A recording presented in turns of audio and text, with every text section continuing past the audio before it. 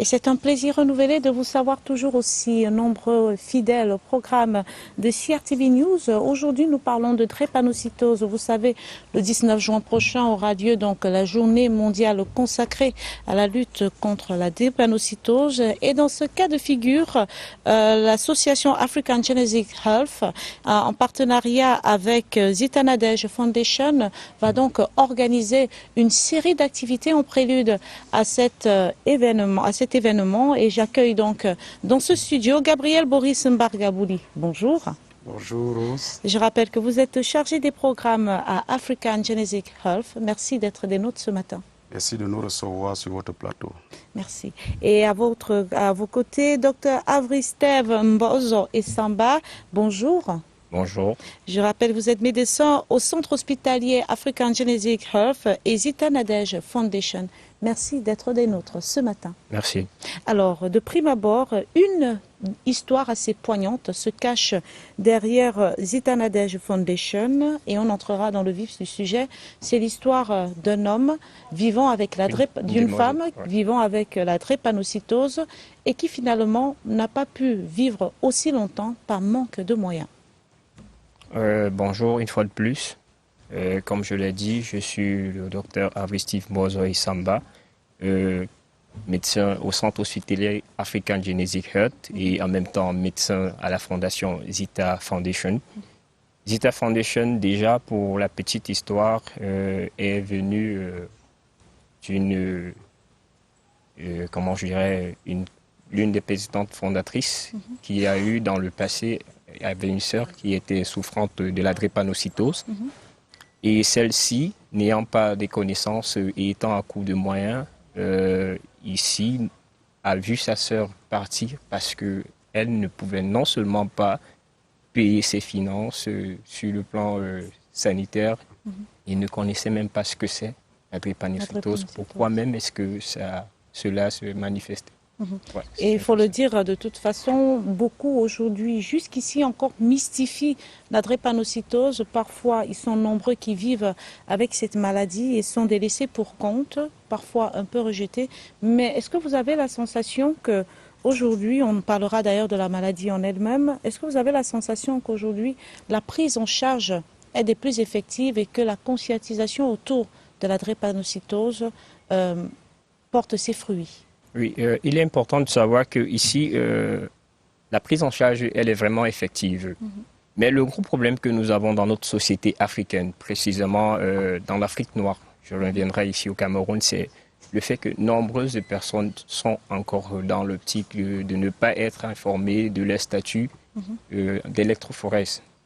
Et c'est ce qui est beaucoup plus répandu de nos jours parce que bien vrai que le côté médical soit déjà bien assis pour combattre, pas pour combattre, parce que c'est quelque chose qui ne peut pas finir, c'est une maladie qui ne va pas finir, mais mieux accentué dans la prise en charge médicale. Mais on se rend compte que les gens jusqu'ici continuent à être souffrants de cette maladie parce que nombreux ne veulent pas se faire dépister. Nombreux sont encore ignorants de leur statut. Justement, en parlant de dépistage, vous en faites pas, Monsieur Mbargabouli, vous aurez la parole tout à l'heure, mais ce sont des préambules. Lorsqu'on parle de drépanocytose, on parle d'électrophorèse. Comment limiter la prévalence de la drépanocytose au Cameroun, qui est de l'ordre d'une personne sur 4 souffre de la drépanocytose? Tout simplement une sensibilisation de masse, de faire comprendre aux gens qu'il est important de se faire dépister. Ça veut dire que nous qui sommes à African Genetic, par exemple, ce qui fera l'objet de nos activités durant la période, la semaine de la drépanocytose. Avant d'y arriver, justement, comment est-ce qu'on prévient? Vous parlez d'électrophorèse. Qui est porteur, par exemple, du gène? Ça se passe comment concrètement? Comment les couples, par exemple, qui se mettent ensemble doivent procéder pour savoir qu'ici, il ne faudrait pas s'amuser à faire des enfants? Ok. Je vais commencer par un préambule parce qu'il est important de savoir d'abord ce que c'est la drépanocytose. Parce que si on connaît ce que c'est la drépanocytose, on fera tout pour l'éviter. On va dire que la drépanocytose est une maladie héréditaire, autosomique, récessive, qui est due à quoi? Qui est due à une mutation de l'hémoglobine. Voilà. Quand je reviens sur le cadre de l'hérédité, vous voyez très bien qu'on va acquérir cela des parents. Ça veut dire que il y aura un parent qui sera porteur du trait de la drépanocytose et l'autre parent qui sera aussi porteur du trait de la drépanocytose. Et si ceux-ci viennent à avoir des enfants, vous êtes d'accord avec moi qu'il y a une forte possibilité que les enfants qui naîtront seront drépanocytés. Et donc, justement, dans ce cas de figure, African Genetic Health organise donc une série d'activités qui visera donc à sensibiliser davantage les Camerounais sur la drépanocytose. Et ce sera donc du 11 au 19 juin prochain. Alors, Gabriel Boris Mbarabouli, vous qui êtes chargé des programmes à African Genetic Health, quel sera le déroulé de ces différentes activités? Déjà à partir du jeudi 11, on parle d'une formation. Ok, merci Rose. Je suis Gabriel Mbarga, effectivement chargé de programme à Africa Genetic Health. Dans le cadre des activités en lien avec la journée mondiale de la drépanocytose de cette année, dont le thème est réduire les inégalités de suivi et deux points l'équité face à la drépanocytose, nous avons pensé à une série d'activités, en l'occurrence 4, qui vont effectivement commencer le 12 et s'achever le 19, qui est le jour même de la journée mondiale contre la drépanocytose. Dans le 11, nous aurons une formation, en fait un renforcement de capacité des personnels de santé, en l'occurrence les médecins et les infirmiers, sur les principes de prise en charge de la drépanocytose et le rôle de l'infirmier dans la prise en charge de ces personnes. Ce sera le 12, de 7h à 11h au centre hospitalier Africa Genetic Health.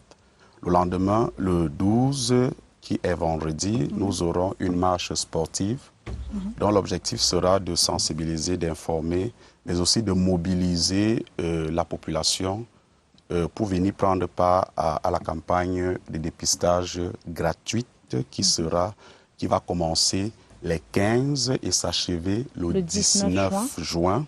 Et ce jour-là, le 19 juin, nous allons clôturer avec un groupe de parole qui va réunir des personnes drépanocytaires accompagnées de leur famille.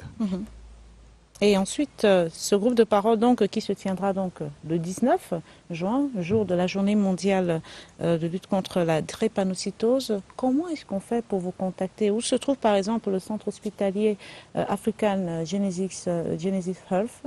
Et comment est-ce qu'on vous contacte? Peut-être des contacts, des numéros de téléphone? Bon, il faut dire que le centre hospitalier African Genetic Health est situé à Liberté Mimboman, donc non loin de la caserne des sapeurs-pompiers. Et toutes les activités que nous allons mener, effectivement, vont se dérouler à cet endroit, au centre hospitalier. Donc, nous avons des numéros de téléphone, je pense, sur des supports que nous allons utiliser pour la sensibilisation.